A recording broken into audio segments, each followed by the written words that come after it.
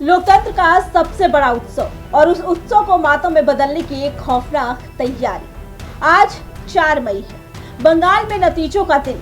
लेकिन क्या आप जानते हैं कि इन नतीजों से ठीक पहले बंगाल की माटी को रक्षकों के खून से सानने का एक डेथ प्लान तैयार किया गया था। वो जवान जिन पर बंगाल की जनता ने अपनी सुरक्षा का पूरा भरोसा टिका दिया, उन्हीं की पीठ में छुरा घोंपने के लिए हथियारों का जखीरा जमा किया गया था। जय श्री राम के नारों के बीच अपनी आवाज बुलंद करने वाले हिंदुओं की सुरक्षा में तैनात सेना के जवानों के लिए एक कैसी साजिश थी। आज हम आपको दिखाएंगे वो तस्वीरें जो आपका कलेजा कपा देंगी। ये तस्वीरें गवाह है उस भरोसे की जो बंगाल की जनता ने खाकी से खोकर वर्दी पर जताया था। जहां बंगाल पुलिस पर सवाल उठे, वहां सीआरपीएफ के जवानों ने ढाल बनकर लोगों को उनके मताधिकार का हक दिलाया।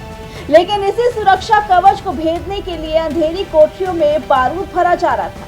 संवेदनशील इलाकों से जो तस्वीरें सामने आई हैं वो सामान्य नहीं है। ये सिर्फ कट्टे या बम नहीं है, ये सीधे तौर पर भारतीय सेना और सुरक्षा बलों के मनोबल पर हमला करने की तैयारी थी। भारी तादाद में हथियार, भारी मात्रा में विस्फोटक। जांच शुरू हुई तो पूछताछ में परतें ऐसी खुली कि अफसरों के माथे पर पसीना आ गया। ये कोई अकेला अपराधी नहीं, बल्कि एक पूरा गिरोह था।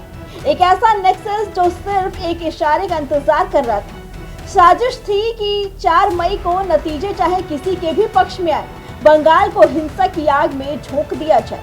और सबसे पहला टारगेट वो जवान जो दिन रात जनता की सेवा में डटे थे। इन हथियारों का जखीरा गवाही दे रहा है कि साजिश कितनी गहरी और कितनी खूनी थी। लेकिन जरा रुकिए और एक पल के लिए कल्पना कीजिए, वो जवान जो अपने छोटे छोटे बच्चों को घर छोड़कर अपनी बूढ़ी माँ की दुआएं लेकर बंगाल की सड़कों पर खड़ा था, उसे क्या पता था कि उसके पीछे कोई उसकी जान लेने की फिराक में है।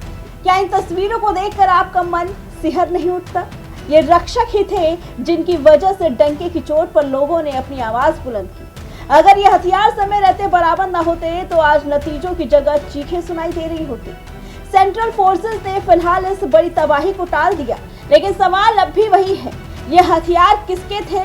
ये नेक्सस किसके इशारे पर काम कर रहा था? क्या बंगाल में चुनावी नतीजों के बाद एक बड़े कत्लेआम की स्क्रिप्ट पहले ही लिखी जा चुकी थी? जांच की आंच अब उन आकाओं तक पहुंचने वाली है जिन्होंने इन हत्यारों को पनाह दी, क्योंकि ये हमला सिर्फ जवानों पर नहीं, भारत की लोकतांत्रिक व्यवस्था पर था। हम इस साजिश के हर मोहरे को बेनकाब करेंगे। बने रहिए प्राइम टीवी के साथ।